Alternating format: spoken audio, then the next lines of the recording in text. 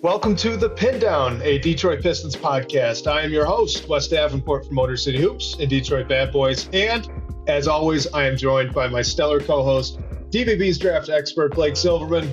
Blake, how are you doing today, man? Doing good, Wes. And today was a big day for you, so I have to give you congratulations. Yes, I don't want to butcher exactly what it was, but I think I can confidently say that you are 1 degree greater as of today. I am. We went through, didn't drive out. My parents drove out, but we flew out to Washington, D.C. area, graduated from George Mason University with a master's in economics. And yeah, man, crazy journey. It's been a lot of fun. I'm pumped on it. It was surreal. It was surreal actually walking out there. It was really, really cool. I appreciate the shout out. That's amazing. Congratulations. Huge weight off the shoulders. So very happy for you. And you're very dedicated to be here talking some hoops on graduation day in your hotel room. On my phone too. We were having some technical issues, which is why my video doesn't look well, not that my video looks great, but it's not the full screen right now. So, yeah, exactly. That's what's going on. And I mean, who wouldn't want to talk about the Pistons after that 76ers game? Oh man, yeah. It's weird because I kind of go into every game like not knowing what to expect, but kind of knowing how the game will go.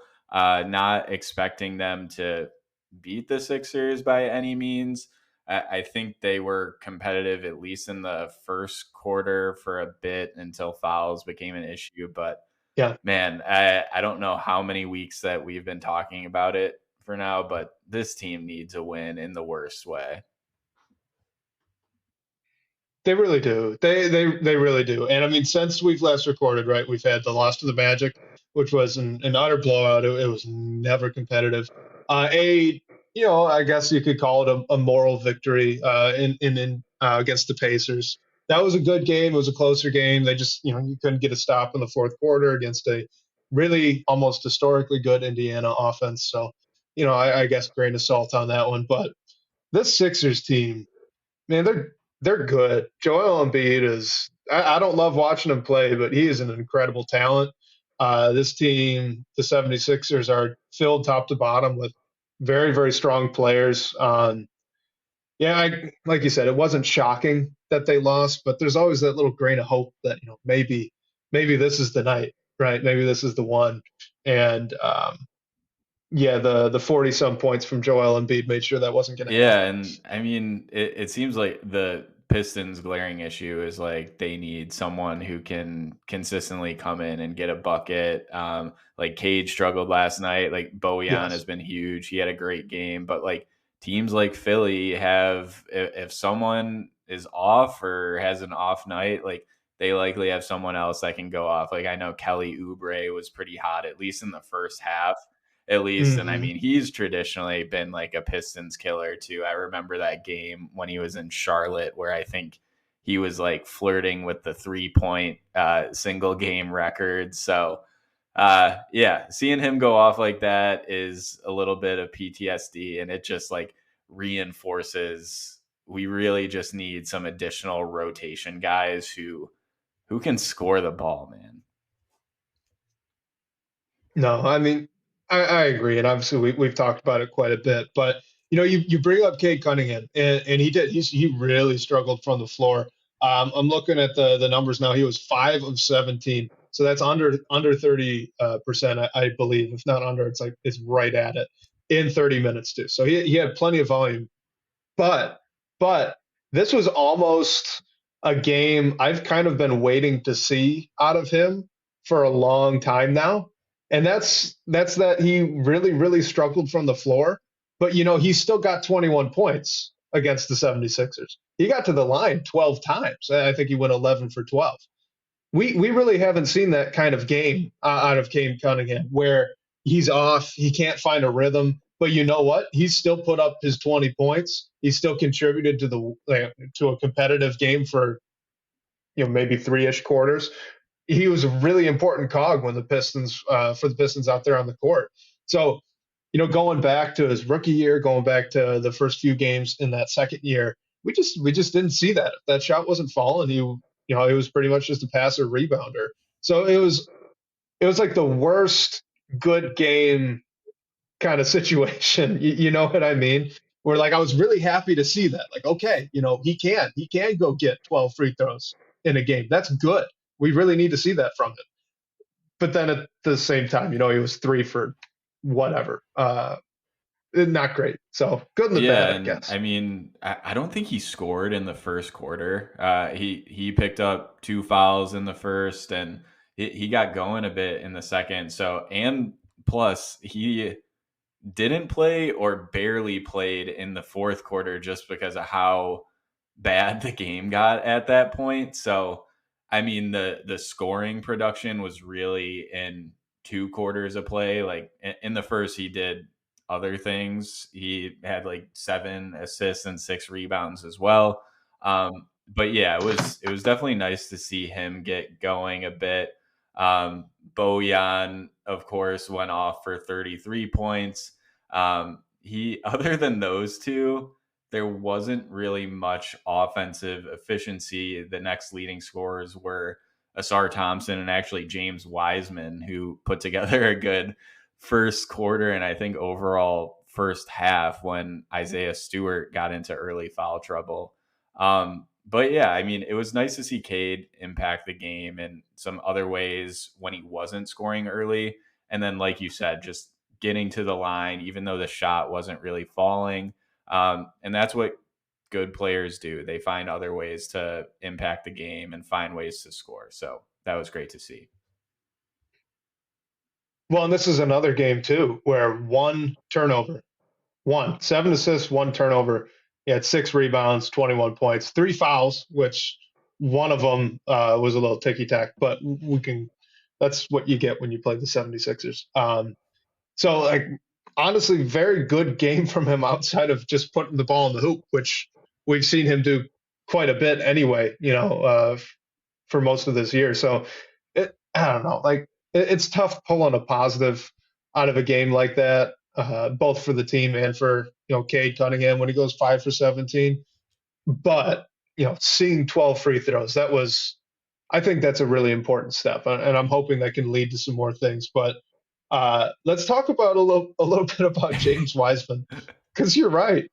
He was balling out for a little bit. He was making Embiid work on both ends of the court for just a little bit. It was impressive. I did not see that coming. You could have given me 10 guesses on what would have happened in that game. James Wiseman playing really well against Joel Embiid. Never would have guessed that. That was great. Shout out James Yeah, Wiseman. I mean, I think he got like a couple buckets right away when he came in when Stu picked up a couple quick fouls and he had a few more. I mean, he ended with 10 points.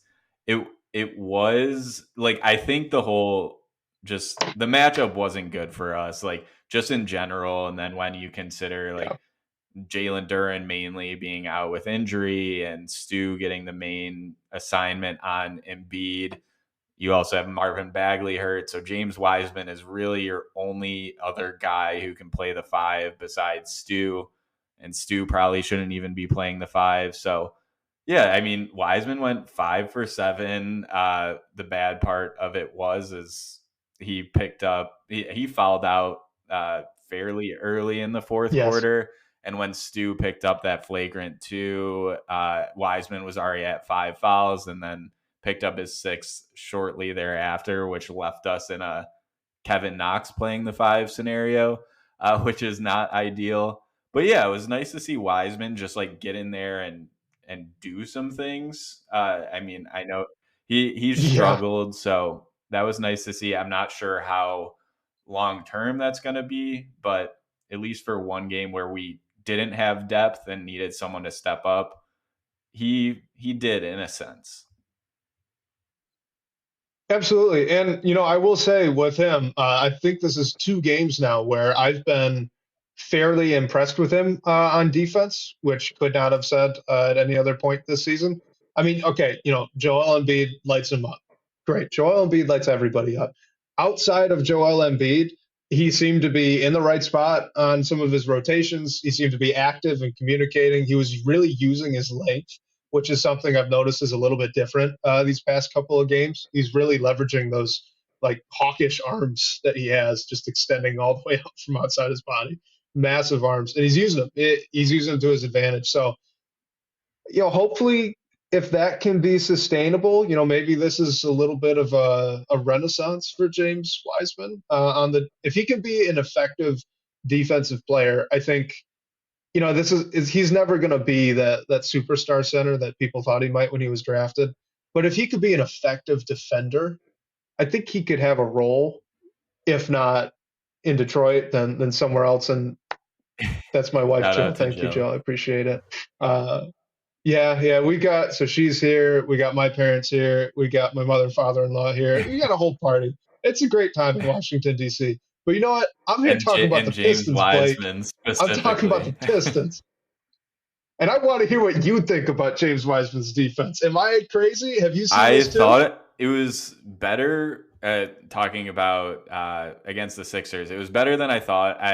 I did notice a few times where he kind of got lost and was kind of just scrambling to find Embiid. But other than that, I thought overall he wasn't like glaringly bad out there. I mean, do I trust him on that defensive end of the floor? Like, as your primary backup big, probably not. I'm not sure if we'll ever get to that point, but if he could be like a third big that is on the bench that's there to provide support if you don't want to mess up your rotations, if someone gets into early foul trouble, or just depth if you need, like he I mean, just like the way he was able to score last night was huge. I mean, it didn't really result in anything for the greater team, but if he could be that guy, I think that might be his role.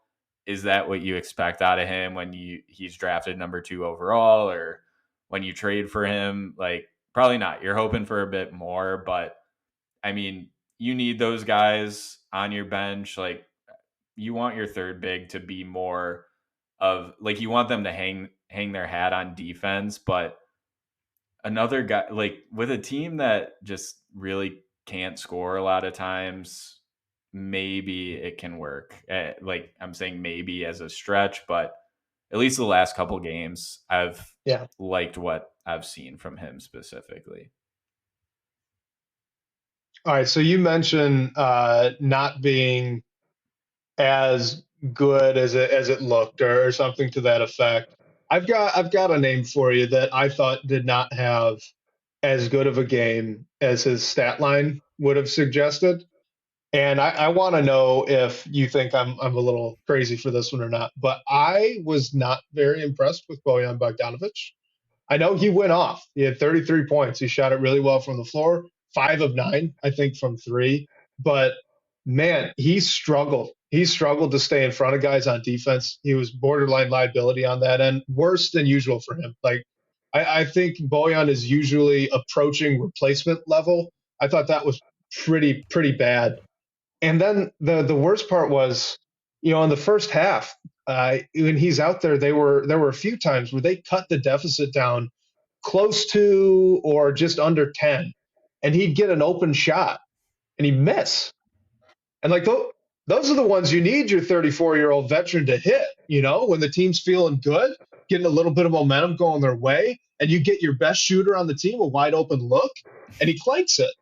And like, you put those two things together, like, yeah, he had 33 points, I know, but I didn't think that was a very good game from him. Yeah, I mean, it's tough because this team like needs his scoring, like someone who can hunt shots, like just make tough shots. Like, I wasn't able to watch the full game live last night, so I rewatched it today, and there was one where he drove to the corner and he like Embiid went up to help, and Bojan just did like a fadeaway, just not like Yep. high performance shot. He made it, but when he shot it, I was like, "Oh my god, what is that shot?" So it's nice to have someone like that. It, defensively, I think we all knew his concerns, and maybe when he came back from injury, he had more energy. He wanted to try to end the losing streak, whatever it might be. Like, I feel like I noticed more than what I thought from him defensively in his first few games back. So I would hope Yep. that that doesn't scale back, but maybe it is. Like, he's been a part of however many losses that he's been back for, so I'm sure it got to him as he was sitting on the bench. Maybe it's getting to him now. I don't really want to like make an excuse for it, but those things are like kind of what I expect from him defensively, which stinks because like I feel like you just need this team needs a guy like him who can get you a bucket when you need to, because not a lot of guys on the floor you can trust to do that right now.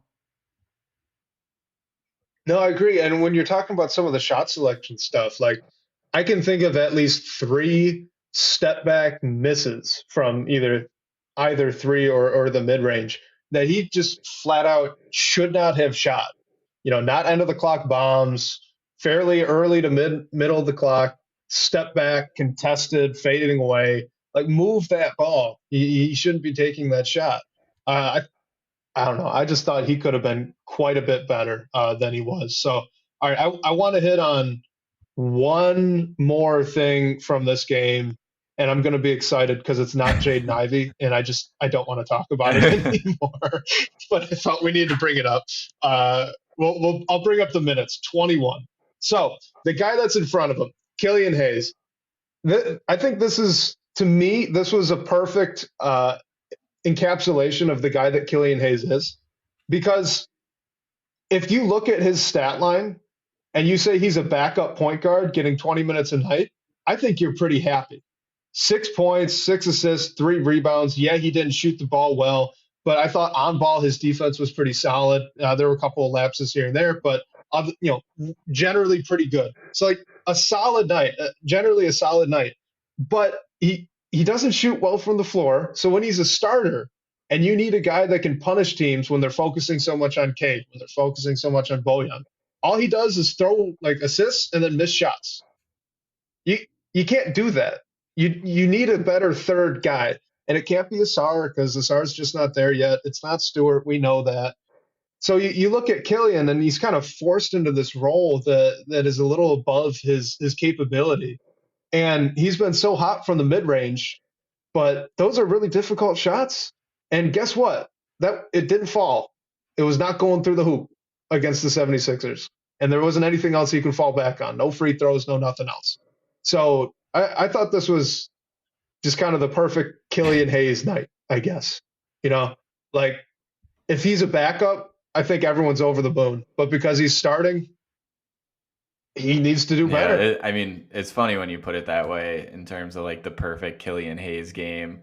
But yeah, like what you said about having a better third scoring option, I think is so important for this team because like right now, the starting group from last night, you had Killian Hayes, Isaiah Stewart, and Asar Thompson, who like Stewart shot 1-3 and he missed it. Asar shot 1-3 and it went over the rim, like, and Killian didn't even take one. Yep. So I don't know. I just think you need, like, I want to see more of the 3 guard lineup, I guess we can call it, with Killian, Cade, and Jaden Ivey, just because I think maybe Ivey could be that third scoring option beside Cade and Bojan. I agree. I think the Duran injury kind of puts a little wrench in that because if you slot in Ivy and maybe put Asar Thompson, bring him off the bench, like maybe you're playing a little bit smaller than you want to, especially with Stu coming off the 5 or being at the 5. So I want to see more of that. Like I don't really see, I guess, a way that it really hurts us. Like you've lost 21 games in a row. Just just Okay. try it. You don't even have to start them. Like stagger Ivy in with the starters a little bit earlier and just see what happens. I know Jack posted a tweet about how few like minutes Cade and Ivy have actually played together. So I think we all want to see more of them specifically. playing together. But I think even if Killian is still on the floor and just what he does playmaking wise, allowing Cade to be off the ball a little bit more, um, like I think it might help. I know you're giving up size and everything, but it's worth a shot. Like anything is worth a shot at this point. Anything's worth a shot. I totally agree. So are you looking I at the am, box score? yes. Uh, Oh, bummer. I was going to give you a pop quiz to see if the third leading score was in double digits or not. Uh, they are, but but we did this a couple weeks ago, and yet again, if you weren't looking, it's a good question. You're not. Did they? They did. It was 10. It was a Sarah yeah, and Thompson and James I Washington. wouldn't guess that All right. Wiseman would be one of them. Oh, no Yeah. kidding on that one, right? All right, Blake, before we get into some questions, the Pistons played the 76ers again on Friday night. They're still short Jalen Duren. They've got nothing to throw at Joel Embiid. So here's what I want to ask you. If you could give me a couple like keys to the game, if they're going to pull off a win, what has to happen? It like it sucks to say it, but like the thing, and this isn't a well thought out answer. It's kind of just what jumped out at me when you first asked the question. Like I think Cade just needs to get going, like scoring early. Even though he had like a great game when it's said and done, but I remember in the first quarter when I was watching it, like he picked up that second foul towards the end of the first. He was like 0 for 4, 0 for 5 in the first quarter. I think if he can come out hot specifically, that would go a long way. Like Bojan is going to get his shots. He'll probably give you however many points as well. And it's asking a lot of Cade Cunningham. Like, I mean, really, like this whole season has been. But I think if he can find a way to get going early and maybe like just find a way to sustain it, like we wouldn't be trying to claw our way back up as much. So I I think that's the answer. It's kind of asking him and like a lot of people around him to be perfect, which we know that they're not. No one is. This team can't make many mistakes, especially when you're playing a team like the Sixers. So I just think the answer is Cade to me. What about you? That would have been one of mine for sure. If Cade could have a big game, then it covers up a lot of problems. And like you said, I mean, the margin of error for this team right now, for whatever reason, because they do have a decent amount of talent, but for whatever reason, it's not clicking. So the margin of error for this team really, really slim. And against the 76ers, who are very good, somehow even slimmer. So a lot of guys are going to have to be perfect. I would say, one thing, it's something that we've talked about. If you could get a third banana going, I don't care who it is. Like Killian Hayes, go have yourself a night. Something. Jaden Ivey, maybe. If you're allowed to play more than 25 minutes a game, go score a bunch. Go have fun. Like maybe James Wiseman, make Joel Embiid work. I don't know. But they need a third guy that can push close to 20. And if they can do that, I think that would go a long way. Um, Something else that the Sixers always do to the Pistons, it'd be nice if you could flip the script a little bit, would be if you could get the 76ers in some foul trouble, which Cade tried his darndest, and miraculously, it did not happen anyway. He was pretty much him and Ivy were the only guys really getting to the line too much. So more guys attack Joel Embiid, try and get him in some foul trouble, try and get a lot of guys in foul trouble, and then they were trapping Joel Embiid quite a bit in the first half, and it seemed like they went away from it, and I'm not quite sure why.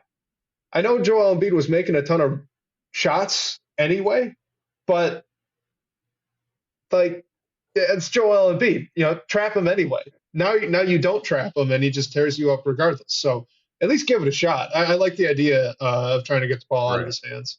So those would be my three things. Yeah. Those would be my three. I don't think it Yeah, happens. I mean, no, I think this team is too good, and then the Pistons fly to Milwaukee to play the Bucks the next night. So Oh, geez, I you are forgot about that. asking a lot from a team that has lost that many games in a row.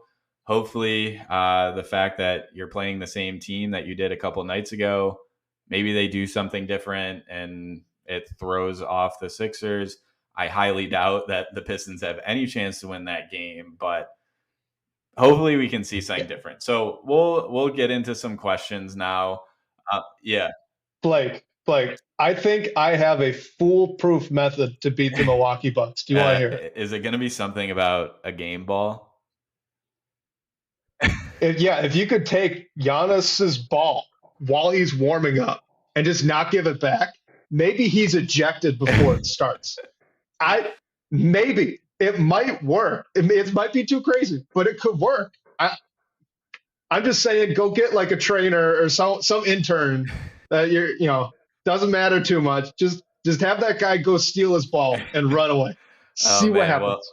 I See think what I think happens. we will have to bring up someone who hasn't scored an NBA bucket so we can put them in, score a point, and try to get away with it. But I like where your head's at. That drama between Giannis and the Pacers was hilarious. Really kept me entertained all day.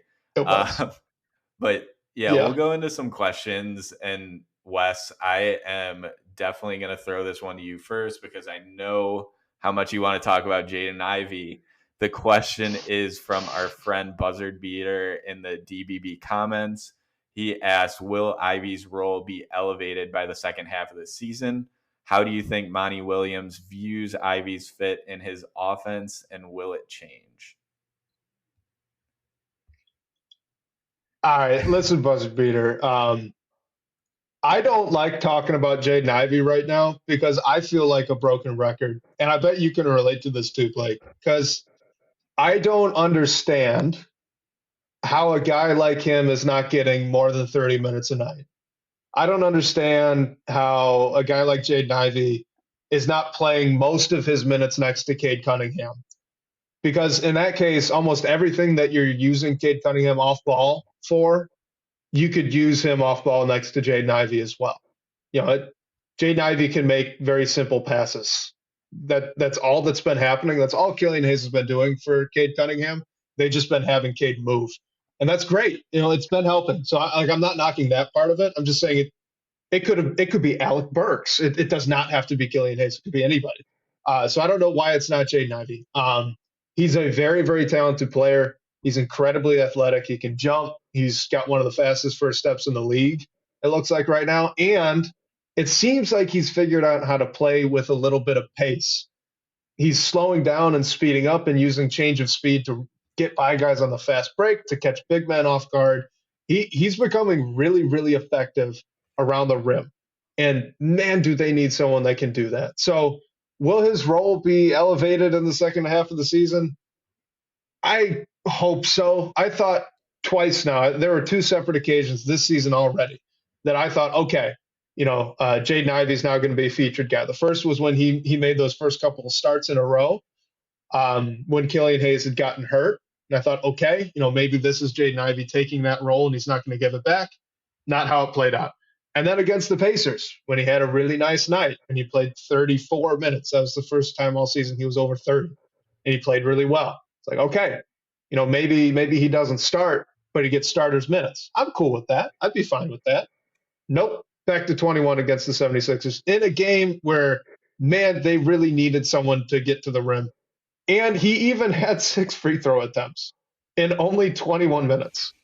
Like, I don't know what more the guy has to do. So in terms of how I think Monty views Ivey's fit in the offense, I don't know. Like, I'm not going to play armchair psychologist or anything with Monty Williams. I know he's a good coach, so I'm not sure what's going on with all of this with Jaden Ivey. It feels way too similar to DeAndre Ayton for me to be comfortable with it. So I don't love that aspect of it.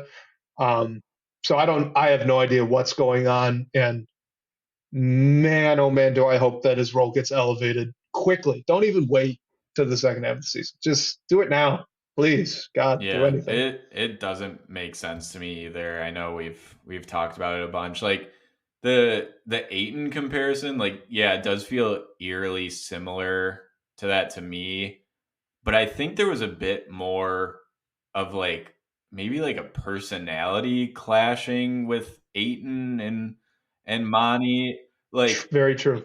like Jaden Ivey doesn't seem like there would be any of those issues to me. Like he just seems like an all around good guy. If he's frustrated, like we don't know it. Like, yeah, would I be a little bit worried that he's just like internalizing it and like going through it, and this is like really getting to him too? Like, yeah, but that hasn't really like translated to the court at all for me. Like last night, like I I felt agree. he even looked good. Like, yeah, has he made some defensive lapses? Yeah, but like the effort is there. Like he had like a crazy block last night too. That I was just like who is this guy? Like Yeah. the if there is anything like going on between like him and Monty behind the scenes, then he's doing like a great job of hiding it, in my opinion. So Yeah. I can, like you're saying, I can only see his role increasing. But that said, week after week, we've came on here and been like, Jaden Ivey played a great game. He got 30 minutes. And then the next game, he doesn't play the entire first quarter, and we don't know why. And then he's in the game for like 20 minutes. So it doesn't make sense. All we can hope at this point is that it changes. Um, and I also wanted to bring Yeah. up like our friend YouTube users comment right here because I feel like it kind of relates. He asked if our guard Mm. rotation is a strength like people thought it would be. Will it be in the future? And if it's a weakness, why is that the case?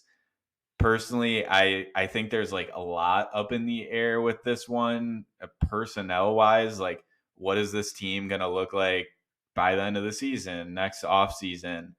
I like I mentioned I want to see that three guard lineup more. Like I don't see any issue with trying it, and if it works, like keep going. So I think I see that guard rotation as a strength, and you also have a guy like Marcus Sasser who's struggled but has shown some flashes, and you have him in your system that's developing. I think we've seen some flashes from him that prove that he can be a legit backup point guard or spark off the bench one day. So I see it as a strength, but a lot to be determined because of all of the turmoil going on right now. What do you think, Wes? Well, I think to the first part of that question, like, is the guard rotation a strength like people thought it might have been in the offseason? I mean, short answer is probably no, right? I mean, you don't.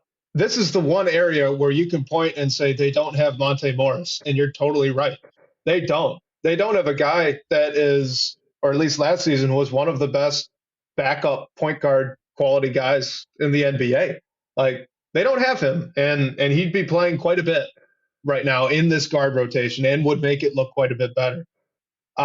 So there's that part of it. I do think is a little bit of coaching, and who am I to judge the rotations? I'm not an NBA coach. So that being said, you look at Cade's playing well. Killian Hayes has been up and down, but Jaden Ivey's one of the most talented guys on the roster. He's not playing as much. Alec Burks has been really cold. And Marcus Sasser, as much as we like him, he's really gone through a cold spell recently. It looked like maybe he might turn a corner here. He played well in the fourth quarter against the 76ers in the garbage time minutes, but who knows if that really carries over. So I'm not sure that the combinations that have been used in the backcourt so far have been quote unquote the best. And when you're missing a guy like Monte Morris, who would have played such a pivotal role in the rotation, like yeah, the guard rotation's not a strength, at least not compared to what I thought it could have been, if that makes sense. And hopefully Monte gets back soon, and they can fix that. But who Yeah. knows? Yeah, it's just there's so many issues with the team. Like to me, I feel Mm-hmm. like at least in the guard room, even without Monte Morris, like they still have I can't call it like depth, but they're a lot more, I guess, like solidified than I would say the front court is, at least now with the Duren injury. So I don't know. I'm at least hopeful that at least the trio of like Cade, Ivy, and Killian, whatever Killian's future looks like with the Pistons is to be determined. But I think Sure. there is something to it. It's not working right now, but I think each of them have shown something uh, individually and together to a sense that it could work. It's just such a question mark right now based on like what's going to happen with this franchise. We've all been talking about something needs to change. What's going to change? I don't know. Um, Yeah. so yeah, No, absolutely. And real quick, if I could jump in on one of them, if we're looking for a weakness, right, with this guard rotation, right now, honestly, it's probably 3-point shooting, isn't it? I mean, you're looking at Cade. He's been better recently, but better, I think, is 34, 35% on good volume from three. Killian, we know, can't shoot from three. Sasser's been cold. Burks, I don't know what's been going on with Alec Burks, but I'm not sure he could hit water if he fell out of a boat. And Jay Divey's 3-point percentage has dropped too. So that's all of your rotation guards, and none of them are shooting the ball well. That's again, Monte Morris probably fixes that. Monte is a very, very good shooter, but right now, man, yeah, one of them needs to start hitting some 3-point yeah. shots.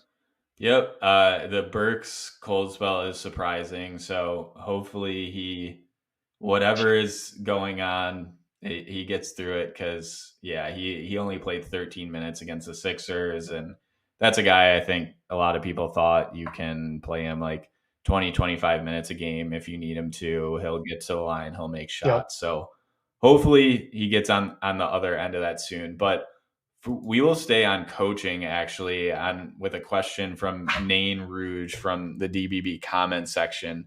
He asked if it took that much money to get Monty Williams to come to Detroit. How into it, I believe he means the job, is he? What is your feeling about the job he's been doing so far? Very divisive question here. Wes, I'm interested in your thoughts. To the first part of the question, all I will say is that he could have made quite a bit of money not coaching. So he showed up and he's been here in Detroit coaching every day since being hired. I said it earlier, I'm not going to play armchair psychologist. So I assume he's very, very into it and he wants to win. I doubt very much that he's happy to be on a 21 game losing streak. I doubt that very much. So what's the feeling on the job he's been doing so far? I mean, we've kind of touched on it. We've beat around the bush a little bit with it, but it's tough to kind of balance the idea and fact. It is an objective fact that Monty Williams is a very good NBA basketball coach. There are years, full seasons of proof that say Monty Williams is a very, very good basketball coach. And then at the same time, you look at some of the decisions rotationally that he's made this season, and it doesn't make a lot of sense. And they have lost 21 games in a row. So I'm not quite sure what to make about that. I'm really at a loss with it. I struggle with it a lot.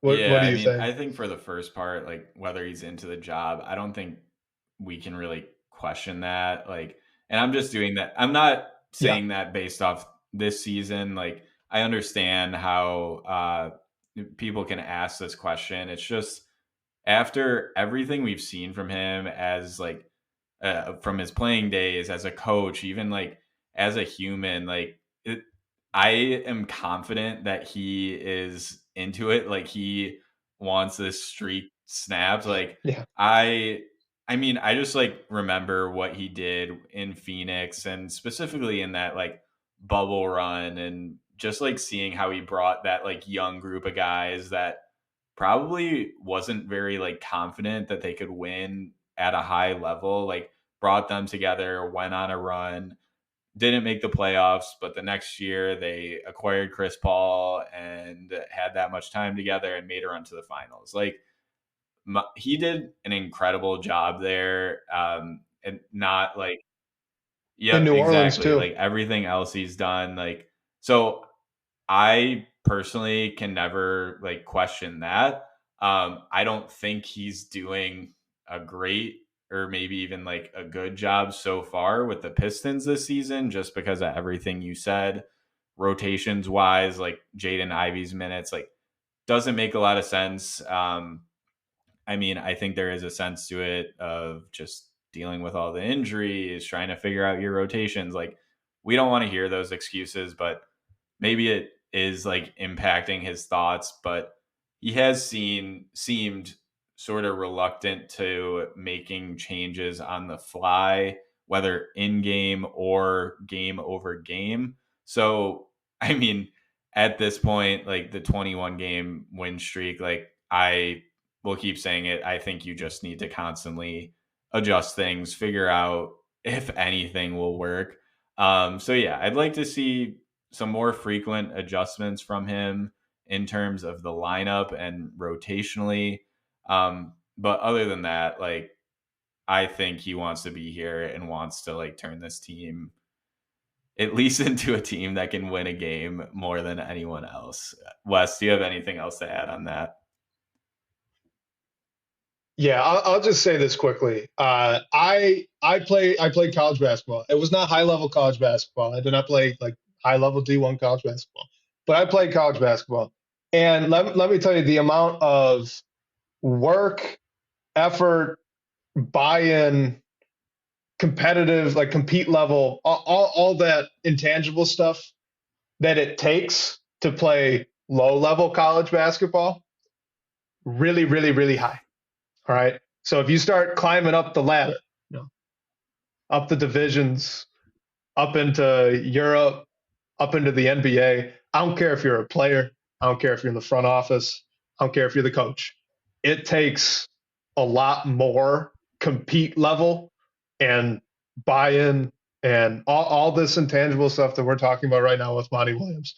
It takes an incredibly higher amount than what I had to do at my lower level college basketball experience. So I don't think any of us can question these guys because of what they've had to put in to get here, if they want it or not. So I will frequently stay away from that one because I am sure he's not happy about losing this many games in a A row. hundred, Like I doubt he's sleeping yeah, at a all, hundred man. percent. And like we've said it, this team just needs a win. Like, you never.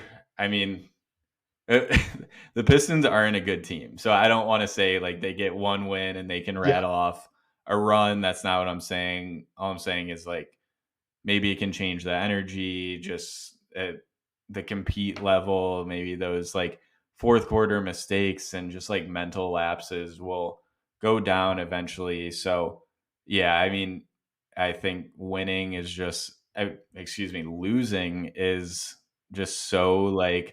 prevalent with them right now that it's hard to get out of, and they just need to do it. So hopefully that happens. Well, let me just point out right now, and you see this online, you'll see this if you talk to Pistons fans. It feels like, man, even if they win one, they're going to go on another big long losing streak. They did win two in a row this year. They did to open up the season. This is a team that was up 17 points in the third quarter against a not good, but record wise, much better Portland Trailblazers team. They were up against these 76ers going into the third quarter as well. There's more talent here than what the record 100%. suggests. I know that's not like a popular thing to say, but there is. And I'm not saying if they win one, they're going to go on like a 20 game winning streak, but two, three, four, sure. Who knows? They've got a monkey on their back Yeah, right now. 100%. Just don't rule it 100%. out. They're not this bad no matter like how much flack they get. Like they're not. And like I think it was Jamal Mosley, the Magic's head coach, who said they're much better Mm-hmm. than their record. We can look at Marcus Morris Yeah, we just can did look too. at like expected wins at advanced stat. I think they're somewhere around like 4.5 to 5. Like I, they're not like they're bad. I need to preface anything I say with that, but they're not as bad Yes. as their record. So man, just Yeah. oh, they need to get that win. But we'll move on and stay sort of in like the front office because I know like just conversations between Monty Williams and Troy Weaver. They're like we don't really know what it's like behind the scenes, so we can't speculate on that. But the second hoop in the DBB comments asks if there's any pressure on Weaver to use our first round pick in the draft this year. So he's saying selecting a player as opposed to trading it because we can't trade that first round pick because the Knicks own it. Trade it for I'm sorry, draft a player who is known for his shooting acumen first, and then speak to his athleticism second, as opposed to the reverse. So I think we're finally, not finally, but maybe too early, starting to look at the draft. Which I mean, what else can you do with this record? And yeah, this team needs a shooter. They need more scoring ability. Is there more pressure on Troy Weaver to target that skill? I don't know. Like, I think when you are vying for a top pick, you're going to pick the best player on the board, especially when it's a team like the Pistons where you just need to accumulate talent. I will say the draft this year, haven't fully dove into each and every prospect, but the draft is not the most ideal for us to be in this position. There's any number of like 5 names that could probably go number one at this point, and that will probably change a ton. One of those is Jacoby Walter on Baylor, who he's probably more in like the 3 to 5 range, but he's like a combo guard who can shoot the heck out of the ball. Like, I think that might be a guy who Troy Weaver targets. Also, Damon Allred, who's another DBB writer, mentioned in our Slack chat that he thought Walter's fit with the Pistons was great. So I'm not saying like if the Pistons happen to win the lottery and like, are they going to draft for fit? I'm not sure, but I think if there was any year to do it, it would be this one. I don't know if you do it at number one, but it could be possible. So, Wes, I know took the reins on that one a little bit, but if the Pistons happen to win the lottery or just get in that top like 3-4 spots, do you think they target someone specifically for their shooting acumen? Well, Blake, I am glad that you took the reins on this one because, well, for two reasons. One, I really haven't started looking at the draft, so I have no idea who the options would even be at this point. I have a vague idea, but not nearly to the level of most other analysts at this point, especially draft experts such as yourself. Use So I expert am glad that we loosely. kicked this to you first.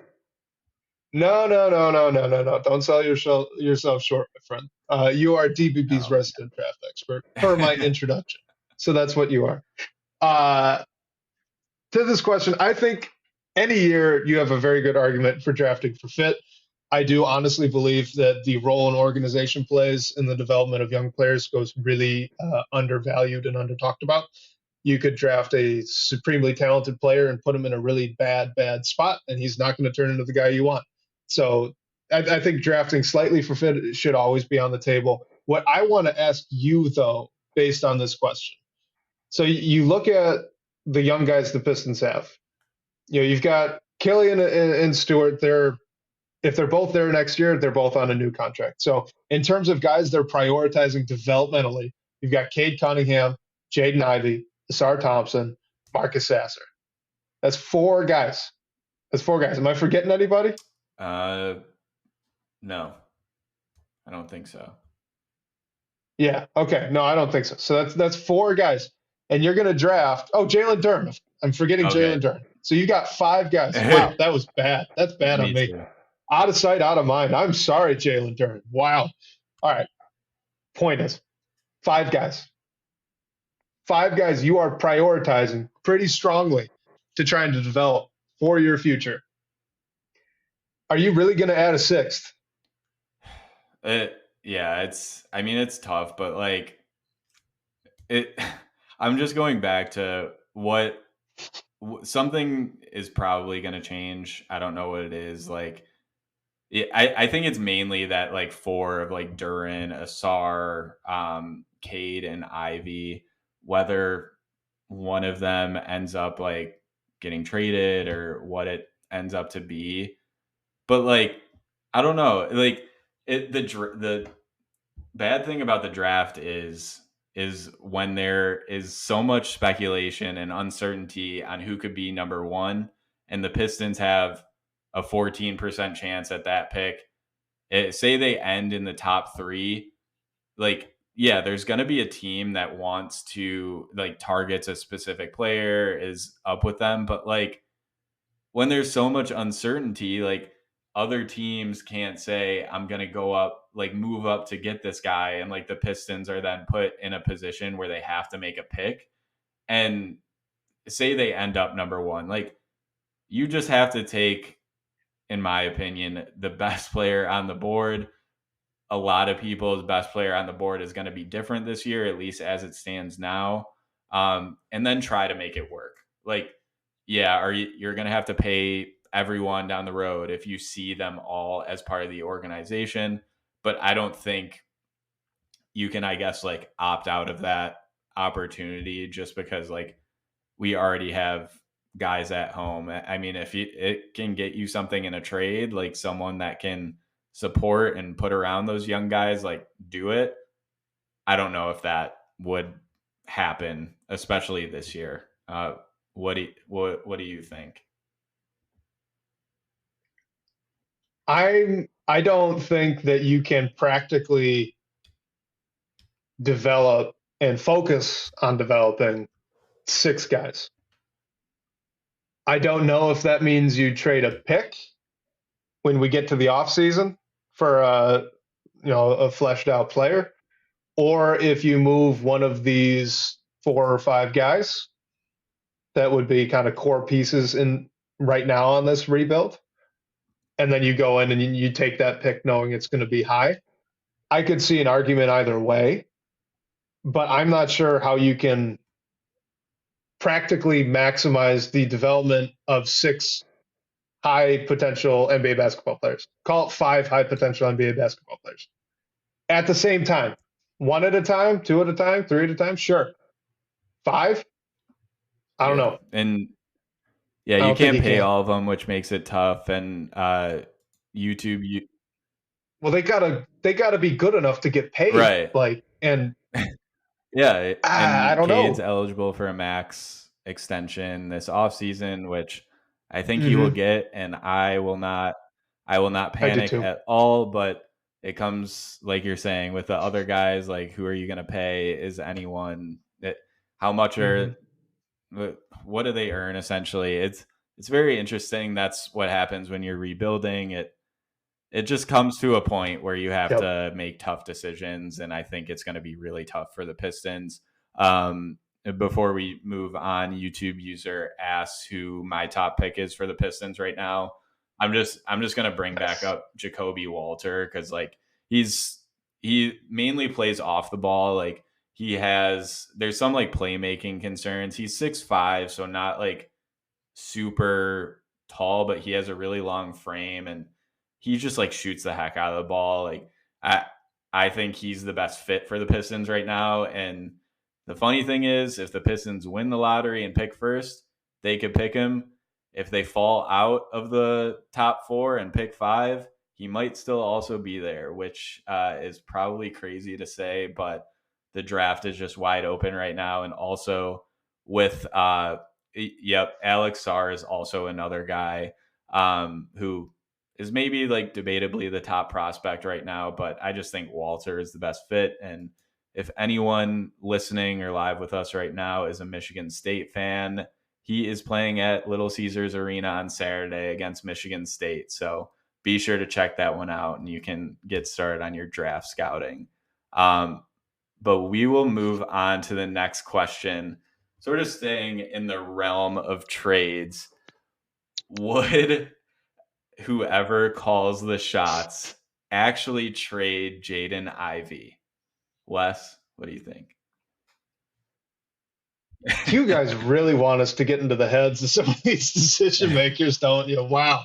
Um, maybe, maybe. So if you ask me to honestly make a prediction, no, I do not think Jaden Ivey would get traded. I am obviously on record saying that I would be cool with the idea of going after Zach LaVine, knowing that it would probably cost Jaden Ivey. To be fair to myself, a lot of that is based on Monty Williams' inability to play Jaden Ivey more than 30 minutes a night. And if that's going to be the reality, I would rather just kind of cash that in now. Um, do I think that would actually happen?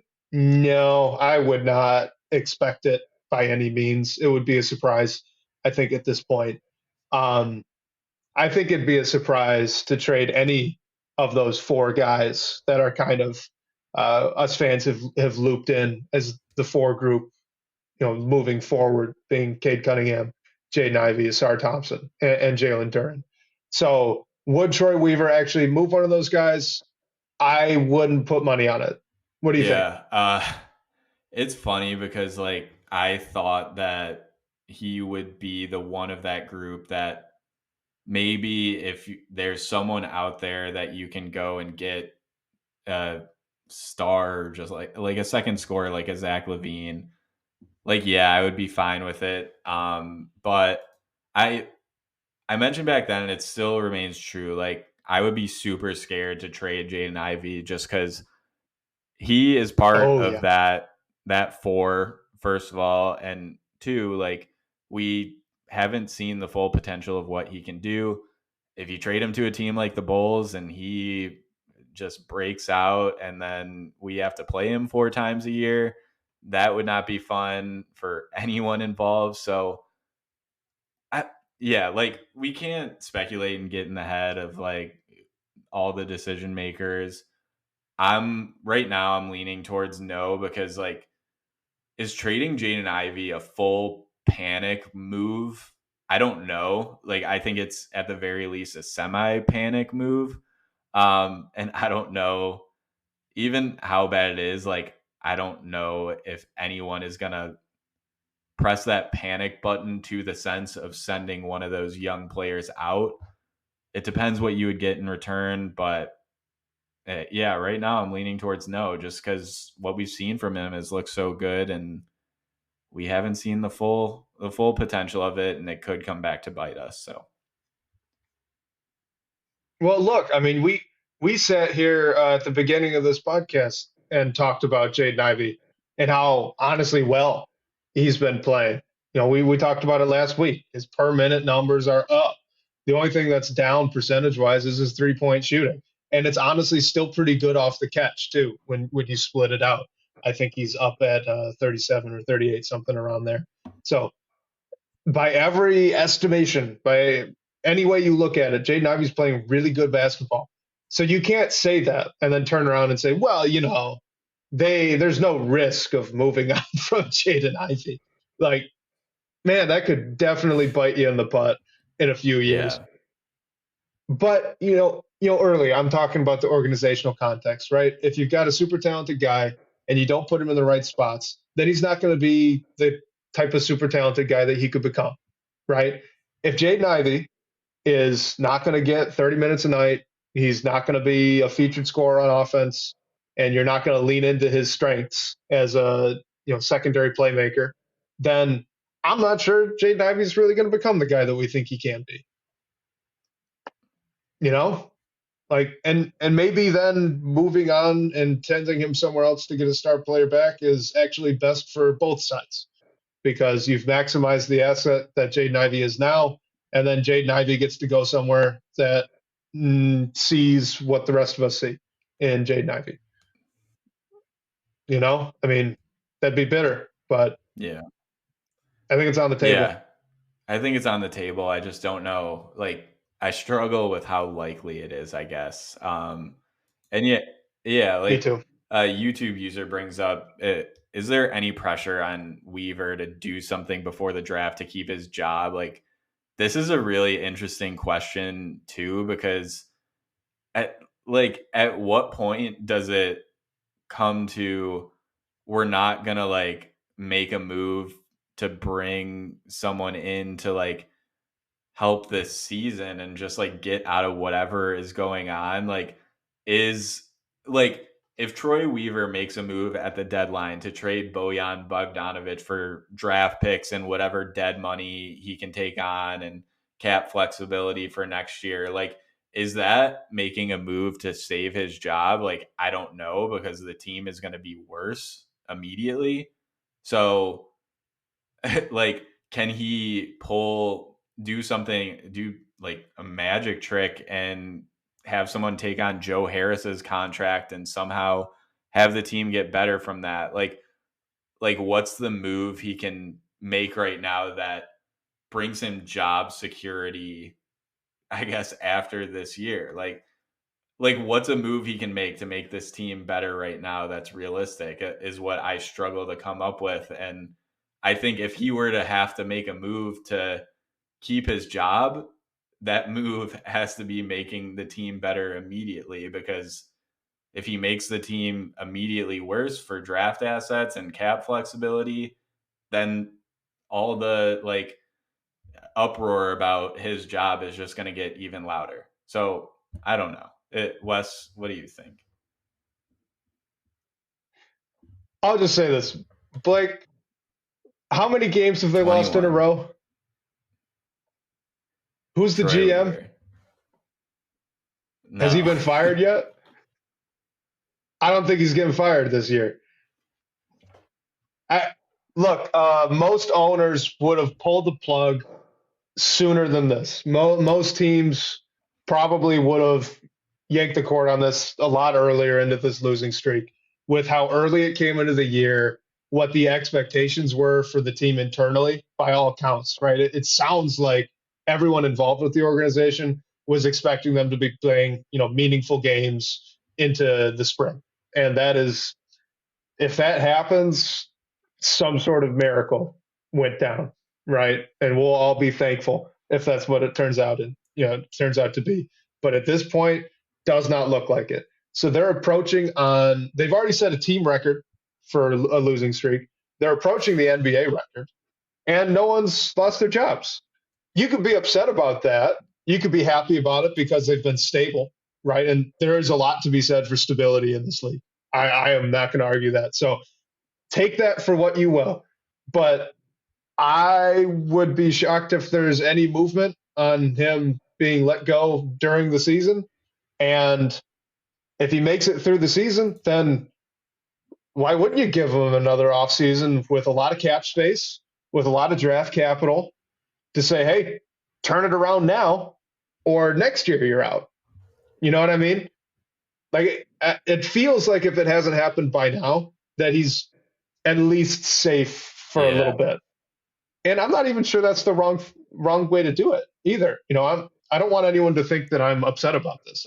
I could see it. I think it makes Yeah, I sense. mean, I think there is an argument of like, what is this team on pace to win like 7 games, if that, at this point? Like I Yeah, think there is argument that if they are this historically bad team, like do do you let Troy Weaver have control over that cap space in another draft? Like I think that'll be interesting when we get to that point. But like you said, it, it's gone so far already, and it yeah.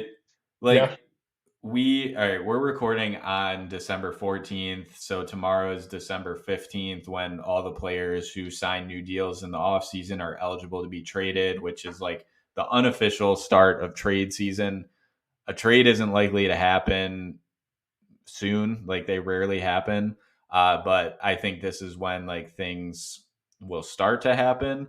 So I don't know, like I feel like we're gonna make a move. I don't know what it is, and I guess the how big or little the move is will like tell me where or Troy Weaver and I guess the rest of the organization's head is at, because as much as we want to know where their head is at, like we don't right now. So that'll give us some Yeah. inkling a bit.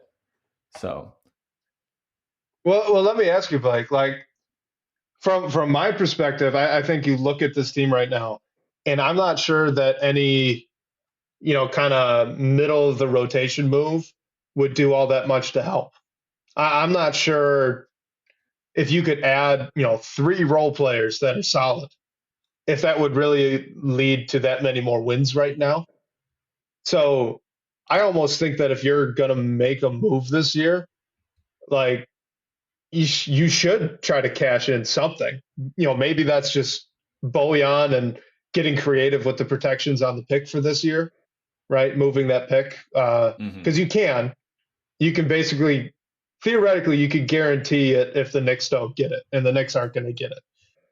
So you could make it happen and probably cash in on a bigger fish. I'm not saying like a capital S star player, but at least someone that can knock a couple of these guys down a peg in the pecking order, right? I feel like that's the only path to actually improving the team Yeah, right now. I think the tough thing for me is uh, like if we're leaving like Ivy and the young players out, like your best trade asset is Bojan, but like trading him, even though long term he doesn't make sense for this team, like that makes your team worse most likely. I don't know how much worse anyone can really stomach if like contenders will definitely be interested in him. Like, what will they give up, and what will the Pistons be willing to take back?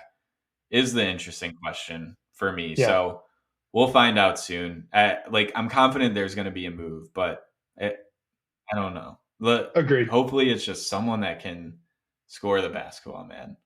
Um, but- And I'll say this really quickly.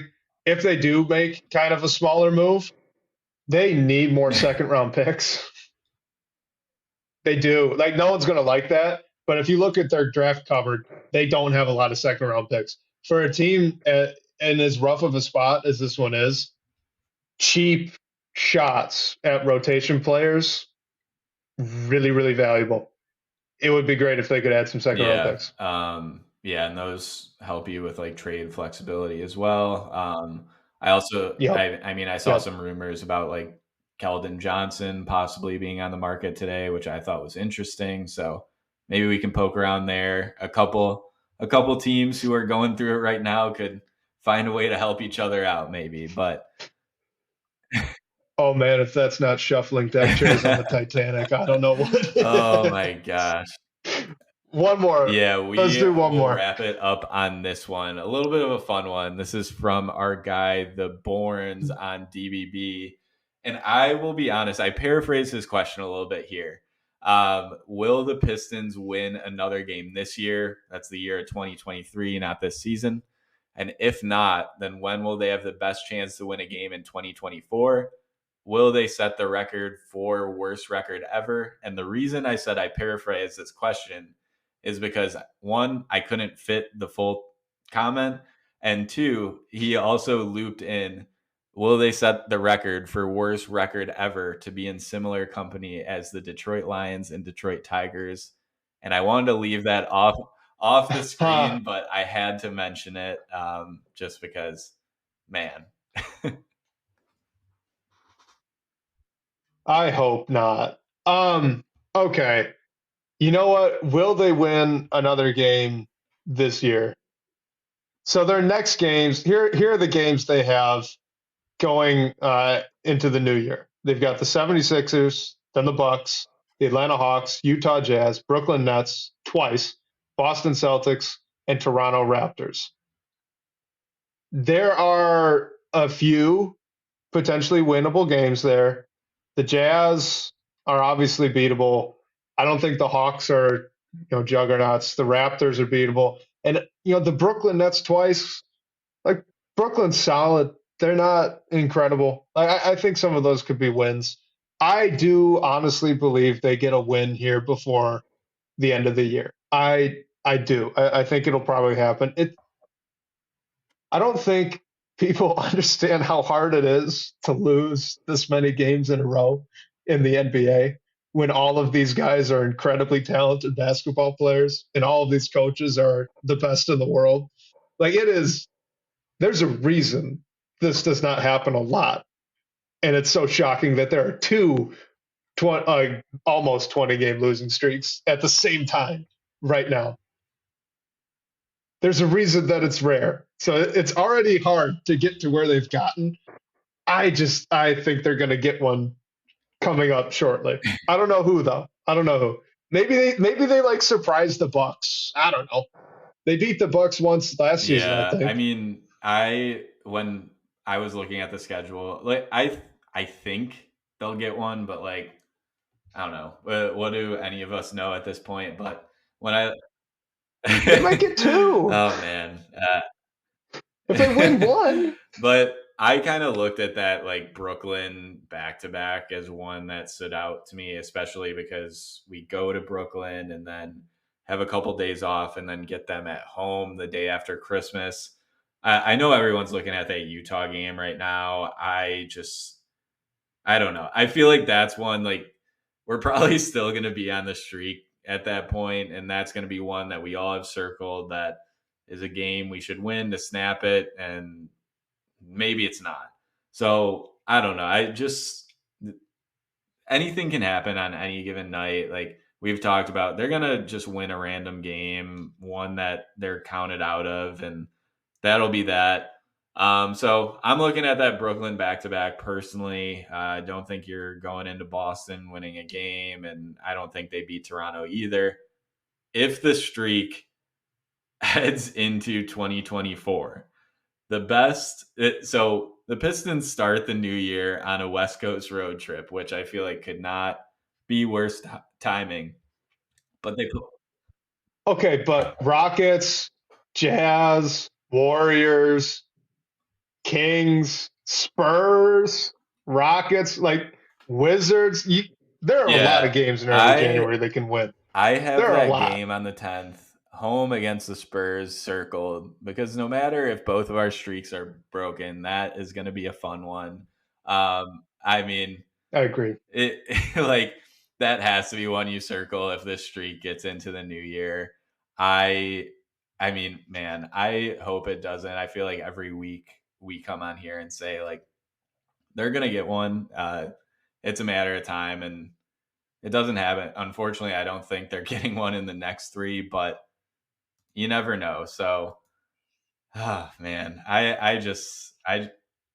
Look, I don't. all right, here's my soapbox, and it'll be a short one. They're not going to go 2-80. They're not. Like it feels like they might right now, but they won't. Like I can say that extremely confidently. They're not going to go 2-80. So there's going to be a few wins that come in here. And are they going to be the worst team in NBA history? I doubt it.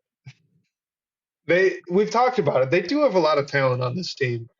They are better than this record. Maybe it's only 3 or 4 games better than this record, but if they've won 3 or 4 more games than they have right now, we're not talking about them like this. We're just normal disappointed. We're not, punt it to the moon disappointed. Uh, so I'll give one more game that maybe they can win. And we talked about this game earlier. You brought it up with the Nets. Playing a team back to back in the NBA is generally difficult to win them both.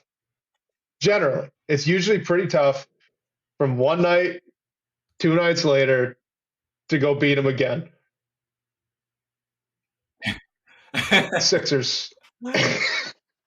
I think you never know. They could. I think they could shock them, and it is. It is tough. It is really difficult to beat a team twice in a row like this.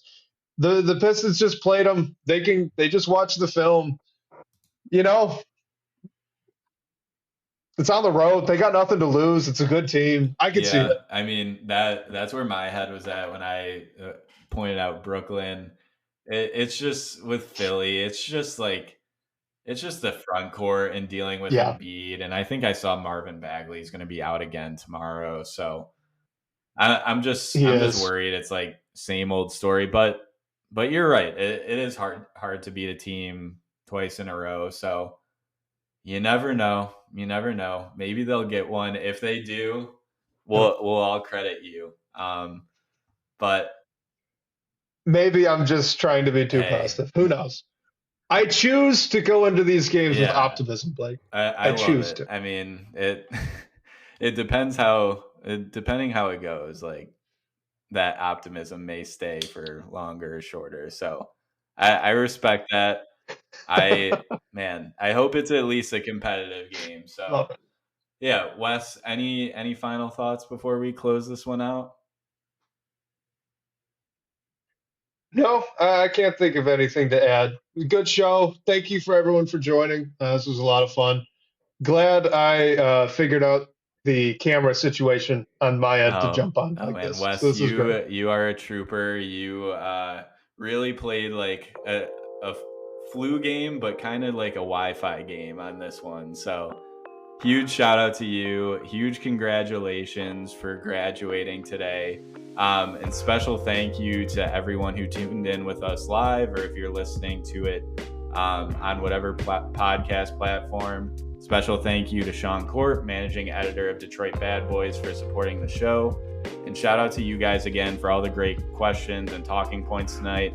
We'll catch you next week, whether on your commute or live with us on YouTube. We can't wait to talk more Detroit basketball with you all.